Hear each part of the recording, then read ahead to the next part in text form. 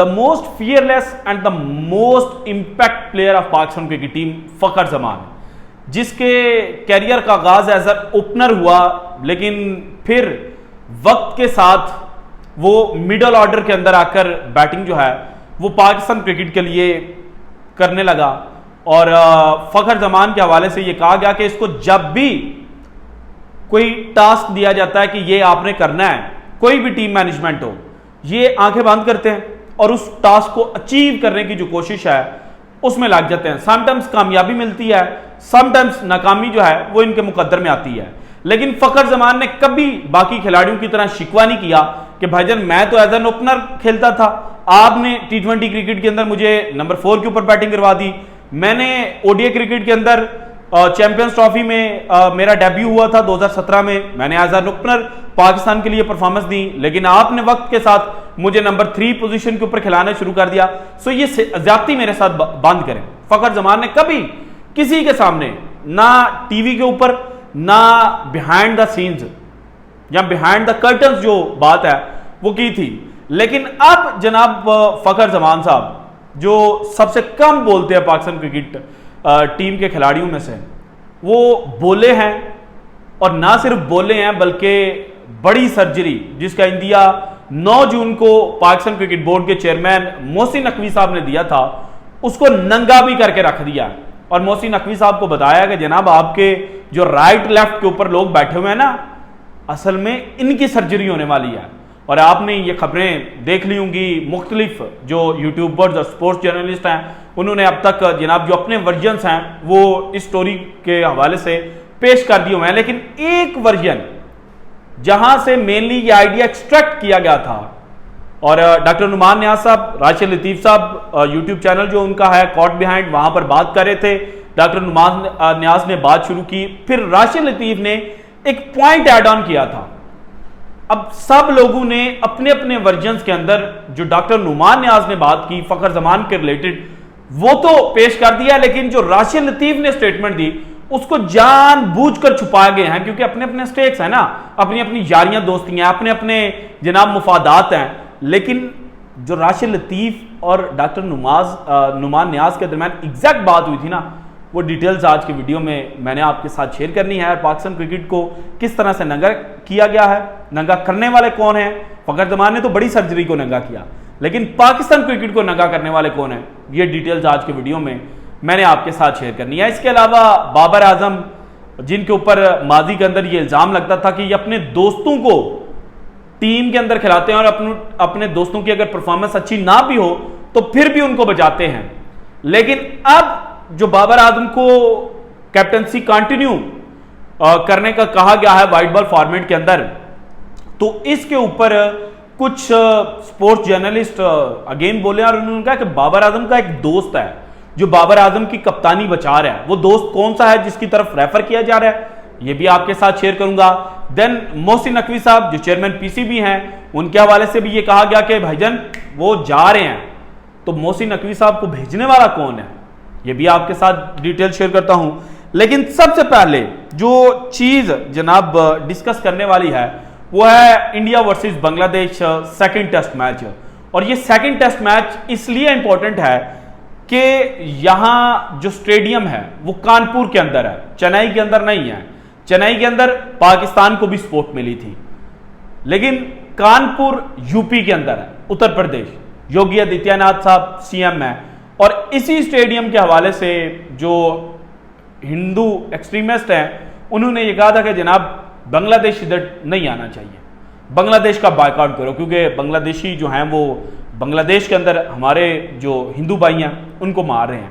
तो एक तो इस वजह से इस मैच की इंपॉर्टेंस है, लेकिन दूसरा जो सबसे बड़ा जनाब इस वक्त धचका लगा है ना भारत को, वो ये है कि भारतीय मीडिया चीखता है, पीटता है कि पाकिस्तान के पास स्टेडियम नहीं है।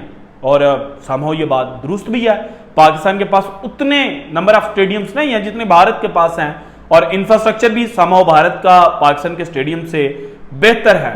लेकिन कुदरत का निज़ाम, सगलान मुश्ताक ने एक स्टेटमेंट दी थी, लोगों ने मजाक उड़ाया था, लेकिन भाईजान वो भारतीय मीडिया, भारतीय एंकर जो पाकिस्तान का मजाक उड़ाते थे ना, स्टेडियम्स को लेकर के खुदाई कर दी, इनके पास स्टेडियम नहीं है, इनके स्टेडियम गिर गए, ये चैंपियंस ट्रॉफी कहां पर करवाएंगे। तो उनको दो जवाब मिले हैं रिसेंट डेज के अंदर। पहला तो वो नोएडा वाला है, लेकिन नोएडा वाले पे कहा गया कि देखें वो तो जनाब प्राइवेट एंटिटी है, वहां पर तो जो रणजी ट्रॉफी है उसके मैचेस भी नहीं खेले जाते, तो फिर बीसीसीआई इसमें कैसे जिम्मेदार हो सकता है। तो हमने कहा ठीक है, मान लेते हैं जनाब, आपने जो अफगानिस्तान के खिलाड़ियों को गंदे वाशरूम के पानी से खाने बनाकर दिए हैं, हमें उस पर कोई इतराज़ नहीं है। हालांकि मैंने उस वक्त कहा था इतराज़ है, लेकिन आपने कहा कि जनाब बीसीसीआई का चूंकि कंट्रोल नहीं है, तो हमने कहा ठीक है, बीसीसीआई को जो बेनिफिट ऑफ डाउट है वो दे देते हैं। लेकिन अब जो कानपुर स्टेडियम है, इसके बारे में भाईजान आपका जो द इंडियन एक्सप्रेस है, उन्होंने खबर लिखी है और आपके मुंह पर तमाचा मारा है। इतने जोकर्स रात को बैठ के पाकिस्तान का मजाक उड़ाते हैं ना, इन सब के मुंह पर थप्पड़ है, क्योंकि द इंडियन एक्सप्रेस लिखता है India versus Bangladesh, part of Kanpur Green Park Stadium deemed unsafe before second test. भाईजान आपके पास तो पैसा है, आपके पास इंफ्रास्ट्रक्चर है, आपके पास नंबर ऑफ ग्राउंड्स है, तो आपने कानपुर ही क्यों चूज किया। अब कानपुर स्टेडियम शुरू होने में जब ये रिपोर्ट पब्लिश हुई तो 3 दिन थे। अब मैं जब ये वीडियो रिकॉर्ड कर रहा हूं तो तब सिर्फ 1 दिन है, बल्कि 1 दिन से भी कम वक्त है। तो इस स्टेडियम का एक हिस्सा तो कहा जा रहा है कि सेफ ही नहीं है। वहां पे अगर आपने ऑडियंस बिठा दी जो कैपेसिटी है उसके मुताबिक, तो फिर जनाब वो हिस्सा जो है वो नीचे गिर जाएगा। तो ये आपकी हकीकत है और मुझे लगता है कि समहाउ अगर वो हिस्सा गिर गया ना तो भारत की बहुत ज़्यादा बदनामी होगी। लेकिन फिर भी पाकिस्तान के अंदर कुछ बैठे हुए आपके चमचे वो कहेंगे कि नहीं नहीं नहीं जनाब, कुछ भी नहीं हुआ, कुछ भी नहीं हुआ। जैसे वो कुर्सियां गंदी तरीन थी ना वर्ल्ड कप में, तो लोगों ने मजाक उड़ाया, लेकिन पाकिस्तान के अंदर कुछ चमचे बैठे हुए थे, उन्होंने कहा कुछ भी नहीं, कुछ भी नहीं, कुछ भी नहीं। तो भाईजान ये स्टेडियम की हालत है और स्टेडियम गिरने का, तबाह होने का जो खतरा है वो जनाब पैदा हो चुका है। अगर वो हिंदू एक्सट्रीमिस्ट भी आ गए तो उनके पास तो गोल्डन अपॉर्चुनिटी है कि आए भाई तबाह कर जाओ, क्योंकि अगर आपने आकर ऊपर छलांगे ही मारनी है ना। वो इंडियन एक एक्ट्रेस थी, उन्होंने कहा कि मुझे और सनी देओल साहब जो हैं उनको अगर डांस करने का कह दिया जाए तो हम जो ज़मीन है ना उसको सीधा कर दें। वो पता है वो क्या कहते हैं उसको, जब रोड़े नीचे रखे होते हैं और उनको कूटना होता है तो एक वो फोड़ा होता है वो मारते हैं, तो वो उन्होंने कहा था तो ये फोड़े की तरह ही बस पाँव मारने हैं आपने तेज थे और स्टेडियम जो है वो गिर जाना है, उसका एक हिस्सा गिर जाना है। ये भारत के उस स्टेडियम का जनाब हाल है जहां पर सेकंड टेस्ट मैच बांग्लादेश के साथ अब से चंद घंटे के बाद भारत ने खेलना है। अब आते हैं पाकिस्तान क्रिकेट की जानिब और पाकिस्तान क्रिकेट में बाबर आजम से शुरू करते हैं, बल्कि बाबर आजम को भी एक साइड पर रखते हैं, मोहसिन नकवी साहब से शुरू करते हैं। और शुएब जट साहब, आपके बिलव्ड शुएब जट साहब, उन्होंने ये खबर दिया कि 2 एक्स चेयरमैन जो हैं वो एक्टिव हो चुके हैं और मोहसिन नकवी साहब का जो रजीम है ना वो ख़त्म होने वाला है। तो मेरे सामने ना कुछ चीज़ें हैं माजी से। अब मोहसिन नकवी साहब के हवाले से उन्होंने खुद ही अपने वीडियो में कह दिया था कि वो जनाब गवर्नमेंट उनको नहीं भेजेगी, तो फिर वो जिस जानिब रेफ़र कर रहे थे, आप भी समझदार हैं, मैं भी समझदार हूँ और मुझे भी पता चल गया था। तो जिनके बंदे हैं मोहसिन नकवी साहब या जिनके साथ उनकी दोस्तियाँ हैं, जब तक वो बैठे हुए हैं तब तक मोहसिन नकवी साहब को उनकी मर्जी के खिलाफ चेयरमैन पीसीबी की कुर्सी से नहीं हटाया जा सकता। यह आप बात लिख लें। अगर मोहसिन नकवी साहब ने कहा कि मैंने नहीं मजीद चेयरमैन पीसीबी बनना, तो देन जनाब मोहसिन नकवी साहब जो हैं उनको उनकी जगह पर कोई नया बंदा जो है वो चेयरमैन पीसीबी के तौर पर आएगा। और मोहसिन नकवी साहब जितना चैंपियंस ट्रॉफी को लेकर काम कर रहे हैं ना, तो ये सोचिएगा भी ना कि मोहसिन नकवी साहब चैंपियंस ट्रॉफी में पाकिस्तान क्रिकेट बोर्ड के चेयरमैन नहीं होंगे। सो एक बात क्लियर होगी कि मोहसिन नकवी साहब कहीं नहीं जा रहे, क्योंकि रमीज़ राजा इमरान खान की जानिब से अपॉइंट किए गए थे, लेकिन इमरान खान की हुकूमत 9 अप्रैल को ख़त्म हो गई थी। रमीज़ राजा दिसंबर 21 तक पाकिस्तान क्रिकेट बोर्ड के चेयरमैन थे। अब ये जो बीच के जनाब 7-8 महीने थे, उनमें रमीज़ राजा को क्यों नहीं हटाया गया, इसका जवाब भी उसी जानिब जाता है कि वहाँ पर भी दोस्ती थी। जब वो शख्सियत गई तो उनके बाद चेयरमैन पीसीबी को घर भेजा गया। जाके पूछिएगा स्पोर्ट्स जर्नलिस्ट जो सीनियर तरीन है ना, उनसे पूछिएगा कि यार ये घुमन ने स्टोरी बताई थी, ये ठीक है ना, क्योंकि मुझे तो पता है कि ये ठीक है। अच्छा, मोहसिन नकवी साहब कहीं नहीं जा रहे। दूसरा, बाबर आजम की उधर यारी है जिधर जनाब मोहसिन नकवी साहब की यारी है, ये रेफर किया जा रहा है। अब यार मैं हैरान हूँ कि जब बाबर आजम के खिलाफ कुछ नहीं मिल रहा तो यार कैसी स्टोरियाँ निकाल कर ला रहे हो कि बाबर आजम को पॉलिटिकल डिस्क्रिमिनेशन जो है उसका सामना करना पड़ती है। तो भाईजान ऐसा नहीं है, बाबर आजम अपनी जो जनाब वर्थ है पाकिस्तान क्रिकेट के अंदर वो बना चुका है। बाबर आजम ने परफॉर्मेंसेस दी हुई हैं और बाबर आजम की कप्तानी में पाकिस्तान ने वर्ल्ड कप के सेमीफाइनल और फाइनल भी खेले हुए हैं। हाँ जनाब, जब नजम सेठी साहब और ज़कात अशरफ साहब का दौर शुरू हुआ था उस वक्त पाकिस्तान क्रिकेट के अंदर तबाही आना शुरू हुई थी और पाकिस्तान क्रिकेट की यूनिटी ख़त्म की गई थी और उसी यूनिटी ने अल्टीमेटली पाकिस्तान को नुकसान पहुंचाया। वरना पाकिस्तान क्रिकेट टीम ऐसी टीम नहीं थी जो वर्ल्ड कप 2023 में अफगानिस्तान से हार जाती। और फिर वर्ल्ड कप 2024 की भी बात की जाए तो पाकिस्तान को हरवाने वाले कहाँ पे हैं? 2 मैचेस पाकिस्तान हारा, Mohammad Amir super over, Imad Wasim India के खिलाफ मैच, और दोनों के तरले किए थे कुछ लोगों ने कि आए जनाब आकर खेलें पाकिस्तान के लिए, और दोनों ने कहा कि पाकिस्तान हमारी फर्स्ट प्रायोरिटी है।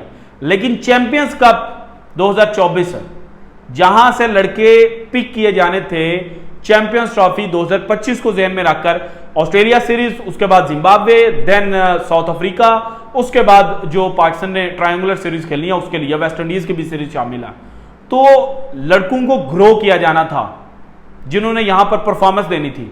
लेकिन इमाद वसीम, मोहम्मद आमिर और आजम खान साहब उन्होंने तो पाकिस्तान क्रिकेट बोर्ड को लिफ्ट ही नहीं करवाई। और यही बात राशिद लतीफ ने की और इस बात के ऊपर कोई नहीं बोल रहा कि राशिद लतीफ साहब ने इतनी बड़ी बात कर दी कि वो लड़के जो आपकी बात मानते हैं, जो आपकी बात सुनते हैं, जब उन्होंने सुन ली आपकी बात तो आपने उनको मजीद दबाना शुरू कर दिया। लेकिन वो लोग जिनके आप पांव पकड़ते हैं वो आपको कहते हैं निकल, हम आपके साथ नहीं चलेंगे। तो ये जो नो लिफ्ट करवाई गई है ना, ये भी डिस्कस होनी चाहिए थी और फखर जमान ने अच्छा किया, सही बात की है। बड़े बड़े ऐसे लोग बैठे हुए हैं इस क्रिकेट बोर्ड के अंदर और जिनके अपने मुफादात हैं और अपने मुफादात के लिए वो चेयरमैन पीसीबी जो भी आते हैं, मोहसिन नकवी साहब हूँ, ज़कात अशरफ साहब हूँ, नजम सेठी साहब हूँ, रमीज़ राजा हूँ, एहसान मानी साहब हूँ, या उससे पहले जो लोग थे, उनके कान भरते हैं भाई जान हम इनके करीब बन जाएं, हम इनके दोस्त बन जाएं, हम इनकी जो आंखें हैं वो बन जाएं ताकि ये हमारी आंखों से देखें और फिर हम अपनी मर्जी से क्रिकेट बोर्ड को चलाएंगे। और ये जो दाएं बाएं बैठे हुए लोग हैं ना, इनसे बचना होगा मोहसिन नकवी साहब को। और मोहसिन नकवी साहब को अब स्ट्रिक्ट फैसला जो है वो करना पड़ेगा, क्योंकि अगर यही चला और पाकिस्तान क्रिकेट बोर्ड के मजीद खिलाड़ी बोले तो फिर ये हो सकता है कि जनाब खिलाड़ी अर्ली रिटायरमेंट लेने पर मजबूर हो जाए। और जब अर्ली रिटायरमेंट ले लेंगे तो फिर क्या होगा, आपके पास दोबारा 2015-16 वाली क्रिकेट में आप वापस चले जाएंगे। याद है ना 2015 में जब मिसबा कप्तानी छोड़कर गए थे तो उस वक्त हमारे पास कुछ प्रोडक्ट नहीं था, हमारे पास लड़के नहीं थे, तो हम किस पोजीशन के ऊपर पहुंचे हुए थे ओडीआई रैंकिंग के अंदर। जाके देख लीजिएगा, आपको पता चल जाएगा। आज टेस्ट के अंदर हमारी वो रैंकिंग है, लेकिन ये बेहतर हो सकती है अगर हम जनाब इंफ्रास्ट्रक्चर और चीज़ों को जो मैनेजमेंट है उसको बेहतर कर लें। So this is it from today's episode. अगर आपको वीडियो पसंद है तो लाइक कीजिएगा, ज़्यादा से ज़्यादा शेयर कीजिएगा अपनी कीमती राय।